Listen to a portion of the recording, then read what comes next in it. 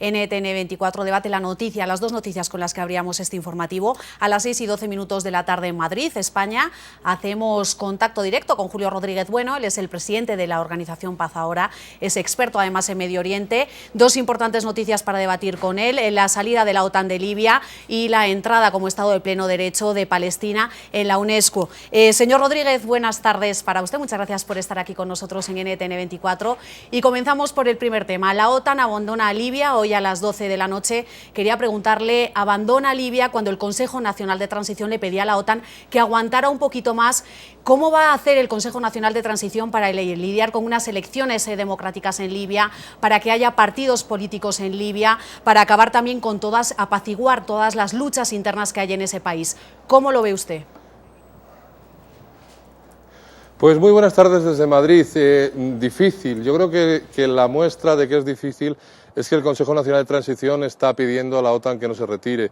Estados Unidos y los aliados europeos de la OTAN tienen un problema en Libia, como en su momento lo han mantenido durante años en Afganistán o en Irak. Han invadido un país, en este caso no ha habido fuerzas terrestres, pero desde luego ha habido una intervención aérea y por mar que hubiera hecho, si no hubiera sido por ella, hubiera sido imposible que Gaddafi hubiera caído en tan poco tiempo al menos, y no saben cómo salir del atolladero y están dejando allí sobre el terreno a un gobierno transitorio, como su propio nombre indica, pero que es incapaz, muy probablemente, primero, de garantizar esto que se llama el orden público en el país, y segundo, tienen grandes dificultades para garantizar un proceso realmente democrático. Hay una escasa tradición democrática en el país y desde luego una guerra civil de esta magnitud no es el mejor bálsamo para crear las condiciones de un proceso democrático. Pero los Estados Unidos tienen prisa por salir, como la tienen ya por salir de Afganistán o de Irak, y la cuestión es que saben empezar las guerras y no saben terminarlas. ¿Cree usted que el hecho de que ya se termine esta zona de exclusión aérea y además se retiren las tropas de la Organización del Tratado Atlántico Norte pueda desencadenar una crisis civil en Libia debido a las divisiones tribales que existen en el país, o incluso algunos de los gadafistas podrían retomar algunas áreas del país? Bueno, nadie tiene una bola de cristal y nadie es capaz de predecir el futuro, como no se ha podido predecir el futuro en otros conflictos en los que ha intervenido Estados Unidos y sus aliados. Son riesgos evidentes, son riesgos de que los distintos enfrentamientos territoriales, yo creo que no son solo tribales, quiero decir que la diferencia entre Tripolitania, Cirenaica y el Fezzan, esas tres regiones se deben a cuestiones históricas que van más allá de lo puramente tribal, entendiendo por lo tribal la unión de familias, ¿no? Es algo más allá, y hay unas razones históricas que son las que justifican esas diferencias. Es uno de los riesgos evidentes. El otro riesgo es que es posible también que haya algunos focos de resistencia gadafista, y en todo caso hay un riesgo también grande para la democracia, que es la poca, como decía hace un momento, la poca tradición democrática que hay en Libia y la incapacidad de estos nuevos gobernantes por traer la democracia, además del islamismo radical, si se quiere, en todo caso el islam político que se está imponiendo en Túnez, que se puede imponer en Egipto en las elecciones con los hermanos musulmanes, y que aquí en Libia, sin haber todavía habido elecciones, parece que se está imponiendo ideas como la de traspasar la Sharia como ley fundamental, algunas cuestiones referidas a los usos y costumbres de las mujeres, retrotraerlos a épocas anteriores. Es decir, que hay unos riesgos muy evidentes para la convivencia, para traer un proceso democrático real y para que haya una paz real en Libia en estos momentos.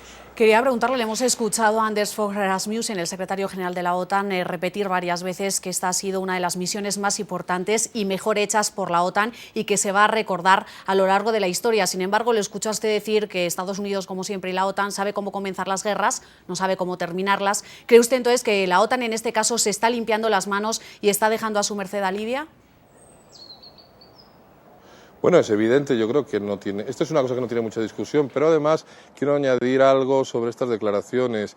Sí que es cierto que es una guerra novedosa, en la medida que han conseguido que durante estos meses de intervención militar extranjera apenas haya sido cabecera de los telediarios o cabecera de los periódicos del mundo. Es decir, que han conseguido que sea una guerra silenciosa y sobre todo silenciada. Y esto es un logro, evidentemente, porque hasta ahora los conflictos a los que estamos acostumbrados tras la caída del muro de Berlín, eran conflictos muy rápidos, 3, 4, 5 semanas como mucho, en el caso de Irak, las dos guerras de Irak, en el caso de Afganistán, y tras esa intervención rapidísima, una rápida intervención por tierra acababa con el gobierno de turno, ¿no? Aquí ha costado mucho más tiempo y, sin embargo, no ha muerto ni un solo soldado estadounidense, ni español, ni de ninguno de los países occidentales, claro. Entonces, esto ha servido para que la guerra esté silenciada, esa ausencia de muertes por la ausencia de intervención militar por tierra. Ha sido una guerra bastante más larga que las que estamos acostumbrados y, sin embargo, ha sido políticamente más rentable en la medida en que no ha habido un desgaste político de los gobiernos implicados. En esto sí que han tenido éxito, sin duda. Ahora, la cuestión es eso, ¿cuál es la posguerra? Y la cuestión es que los Estados Unidos tienen esa mitología, ese mito colectivo de lo que ocurrió en Europa tras la Segunda Guerra Mundial, que una intervención militar larga y costosa pudo desnazificar Europa y crear unos gobiernos europeos más o menos a la imagen y semejanza de la democracia norteamericana. En el mundo árabe y musulmán no lo han conseguido, ni en Afganistán, ni en Irak, ni en Pakistán, donde se está prolongando el problema afgano, ni en Libia. Da la impresión de que tengan una solución que lleve eso a un gobierno que esté legitimado por las urnas y que al mismo tiempo mantenga la paz en el territorio.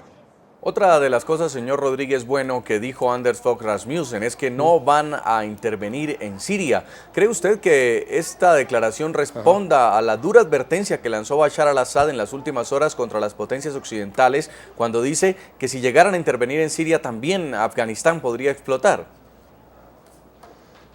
No, yo creo que el problema de Assad, igual que el que ha tenido Gaddafi, es el de tener una verborrea que les está condenando. Es decir, Assad debería, desde mi punto de vista, negociar no con las potencias, negociar con su propia población y tender hacia un régimen democrático en el que todos los sectores políticos, la izquierda real, los comunistas, pero también los islamistas, también los socialdemócratas, tengan un sitio y una cabida en un parlamento realmente legítimo y democrático. Y Assad pues suelta esta serie de bravatas que también soltó Gaddafi y que hemos visto a dónde le han llevado las bravatas al propio Gaddafi. No da la impresión de que Occidente tenga intención de intervenir en Siria por varias cuestiones. La crisis económica, desde luego, va avanzando.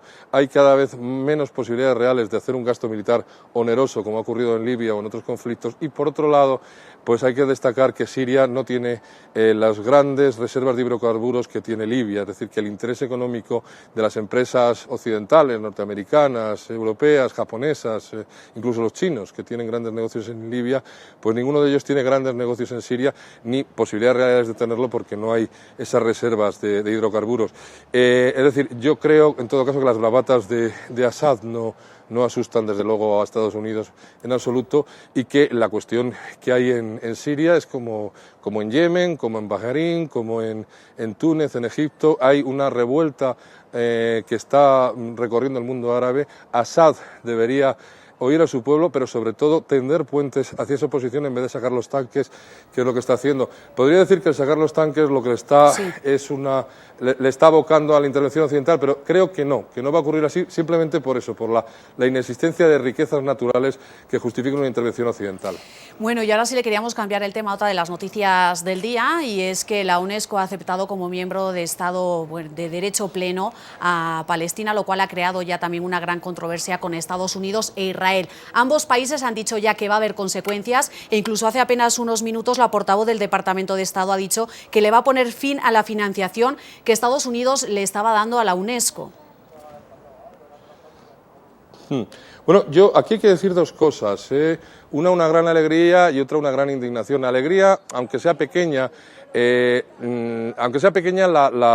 reparación que se está haciendo a Palestina, sin embargo, para mí por lo menos es una gran alegría, que esa pequeña reparación de en su momento no haber concedido un Estado al pueblo palestino en el año 48, pues que al fin se estén dando pasos de que acerquen a la existencia de un Estado real, porque evidentemente simplemente el reconocimiento por la UNESCO, o incluso aunque la reconociera Naciones Unidas, no sería necesariamente la existencia de un Estado al uso, como los de cualquier otra parte del mundo. Aún así, para mí es una alegría en la medida que hay una pequeña reparación y que además se va en el buen camino, en la medida de que puede llegar a convertirse esto en que Palestina se convierta en un Estado de pleno derecho en las Naciones Unidas y en el mundo.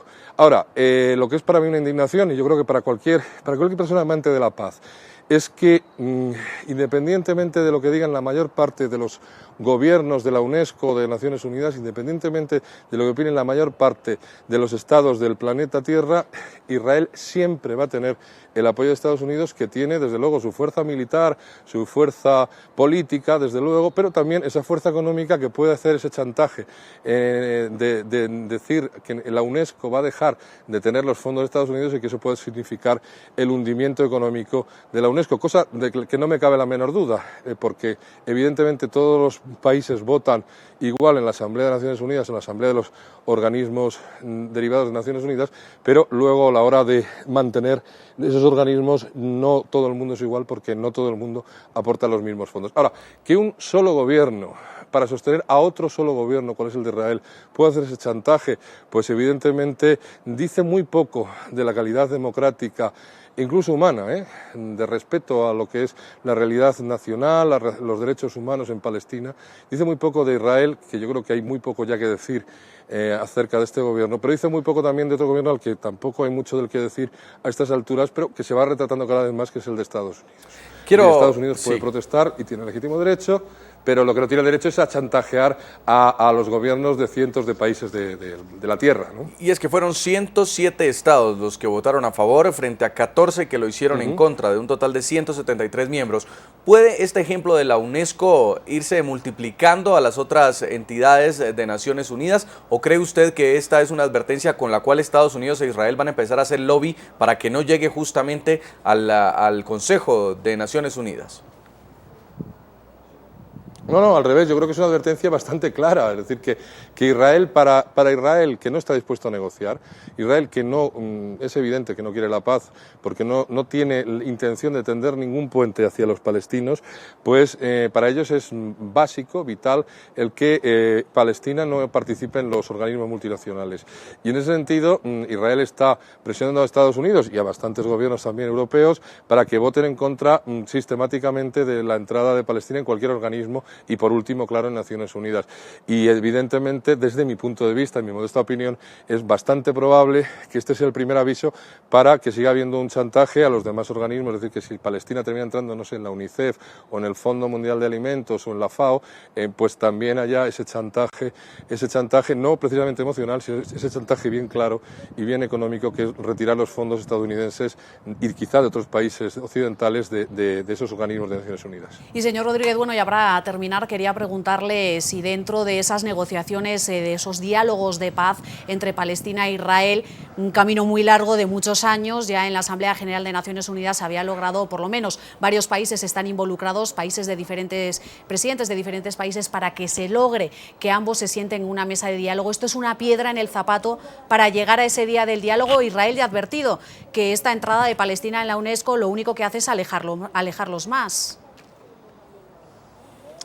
Ya, pues esto simplemente es una también bravata más de Israel. No, Israel no quiere negociar, no está dispuesto, pero claro, no lo va a hacer porque tiene el apoyo continuo de Estados Unidos. El movimiento de solidaridad con Palestina compara continuamente la situación en Palestina con la que ocurrió en su momento en Sudáfrica. Y esto por una cuestión muy sencilla, no solo por el apartheid al que se mantiene a la mayoría de la población palestina, lo cual es evidente, sino sobre todo por cómo acabó el conflicto de Sudáfrica. El conflicto de Sudáfrica acabó cuando el gobierno del apartheid blanco en Sudáfrica dejó de interesar a Occidente y sobre todo a Estados Unidos. Estados Unidos obligó a sentar en la mesa allí a los racistas blancos, al gobierno de Namibia, al gobierno de Angola, al CNA, al Congreso Nacional Africano, y se llegó a un acuerdo francamente rápido. Es decir, desde que empiezan las conversaciones y sale Mandela de la cárcel hasta que Mandela se convierte en presidente de Sudáfrica, pasa muy poco tiempo, algunos meses, ¿no? Y esto podría ocurrir rápidamente en Israel y en Palestina. Si Estados Unidos dejara de interesarle el apoyo a Israel, fácilmente conseguiría que hubiera una negociación rápida que llevara a una solución, además, duradera en el tiempo. Pero el problema es que Estados Unidos no tiene ese interés. Todavía está interesada en que Israel siga siendo el gendarme de Occidente en la zona, y mientras tanto, mientras esto ocurra, no habrá una solución posible, porque Israel no está dispuesto a negociar y Estados Unidos, desde luego, tampoco va a forzarles a que lo hagan. Señor Julio Rodríguez Bueno, presidente de la organización Paz Ahora y experto en Medio Oriente, muchas gracias por atendernos aquí en el informativo de NTN 24. Muy buenas noches para usted allí en España. Muchísimas gracias a ustedes y muy buenas noches desde Madrid. Muy amable.